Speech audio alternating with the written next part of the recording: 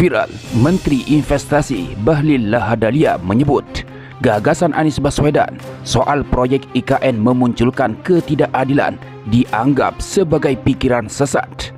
Saya ingin menyampaikan kepada saudara-saudara, ini adalah pikiran sesat.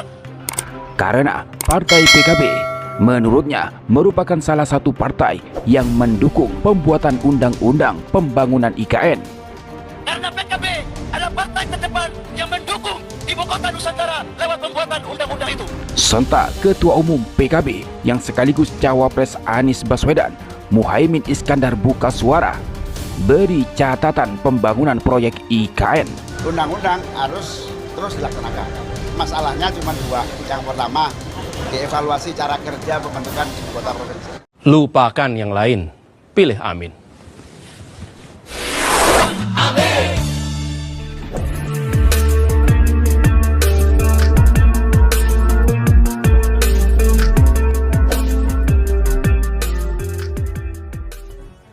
Bukan hanya membangun satu kota di tengah-tengah hutan. Karena membangun satu kota di tengah hutan itu sesungguhnya menimbulkan ketimpangan yang baru. Katanya menurut versi dia, Ibu Kota Nusantara yang ada di Kalimantan itu adalah bentuk bukan untuk mewujudkan pemerataan, tapi itu hanya untuk melahirkan ketidakadilan. Saya ingin menyampaikan kepada saudara-saudara, ini adalah pikiran sesat. Menteri Investasi Bahlil Lahadalia menyebut Capres Anies Baswedan sesat karena gagasan Anies bahwa pembangunan proyek IKN akan menimbulkan ketimpangan dan ketidakadilan. Sebagaimana diketahui, Capres Koalisi Perubahan Anies Baswedan seringkali ditanya terkait proyek IKN dilanjutkan atau dihentikan. Anies sendiri satu-satunya capres yang mengusung tagline perubahan dan perbaikan. Berbeda dengan kandidat lain yang mengusung tema melanjutkan. Mantan Gubernur DKI Jakarta itu menilai pembangunan IKN harus dievaluasi atau dikoreksi. Menurutnya, pembangunan IKN hanya diperuntukkan untuk orang-orang tertentu saja yang akan menimbulkan ketidakadilan. Yang terjadi adalah ketimpangan sosial, bukan pemerataan.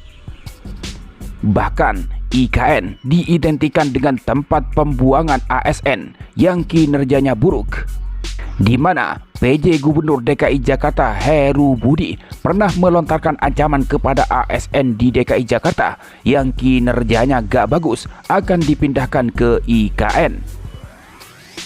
Belum lagi dana yang digunakan dalam pembangunan Ibu Kota Negara Nusantara atau IKN Nusantara luar biasa besar.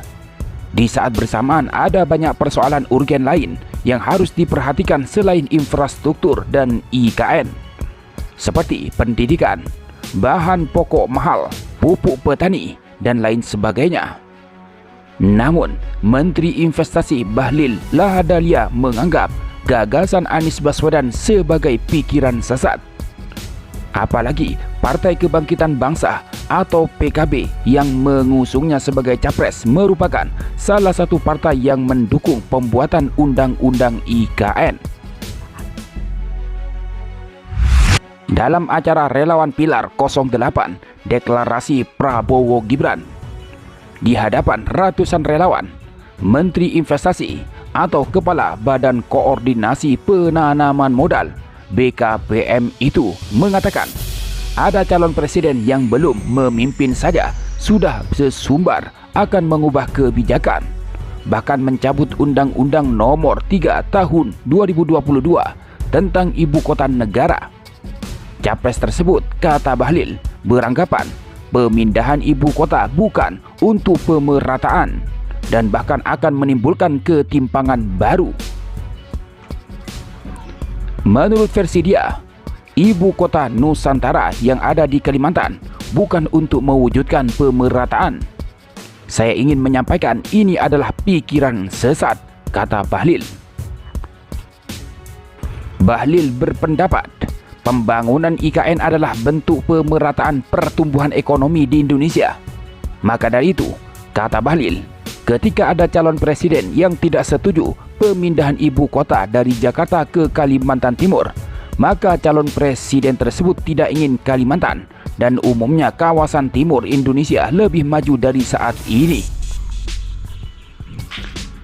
Ini adalah cara berpikir yang menyesatkan.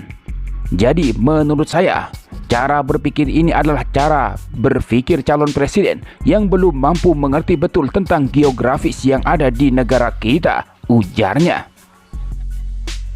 Bahlil juga menyindir pernyataan cawapres nomor urut 1 Muhaimin Iskandar yang menyatakan lebih memilih tinggal di Jakarta daripada pindah ke IKN, yang menurutnya hingga kini belum layak untuk ditinggali. Bahlil mengingatkan, PKB adalah partai terdepan yang mendukung pembentukan IKN lewat pembuatan Undang-Undang Nomor 3 Tahun 2022 tentang Ibu Kota Negara. PKB adalah partai terdepan yang mendukung Ibu Kota Nusantara lewat pembuatan undang-undang itu, ucapnya. Bahlil juga menyebut pilihan agar Ibu Kota tetap tinggal di Jakarta dan menolak pindah ke Kalimantan karena dianggap masih hutan adalah konsep pemikiran yang salah. Bahkan menurutnya, pemikiran tersebut adalah konsep berpikir cagup-cawagup DKI dan tidak cocok menjadi presiden atau wakil presiden. Oleh karena itu, calon wakil presiden atau cawapres nomor urut 1 yang sekaligus Ketua Umum Partai Kebangkitan Bangsa atau PKB, Muhaimin Iskandar atau Caimin, merespon terkait Ibu Kota Nusantara atau IKN akan dilanjutkan atau tidak jika ia dan Anies Baswedan menjadi pemimpin di Indonesia pada tahun 2024. Caimin mengatakan IKN adalah produk undang-undang, tetapi juga dampaknya perlu dipertimbangkan dari berbagai sisi. Untuk IKN, karena saya membaca artikel dan juga beberapa yang dilontarkan daripada Bapak dan juga calon Bapak, bahasanya mengatakan tidak akan melanjutkan pembangunan IKN. Padahal IKN sendiri kan sudah menghabiskan dana yang begitu besar, tutur salah satu peserta bernama Rehan di acara Universitas Negeri Padang atau UNP Pekan Demokratis, Sumatera Barat. Ketika nantinya Bapak menjabat, kemudian tiba-tiba dihentikan, apakah nantinya tidak merugikan negara ini? Lanjutnya. Namun Caimin tidak sempat menjawab pertanyaan itu dalam diskusi. Tetapi ketika dikonfirmasi ulang, Caimin menyebut IKN adalah produk undang-undang.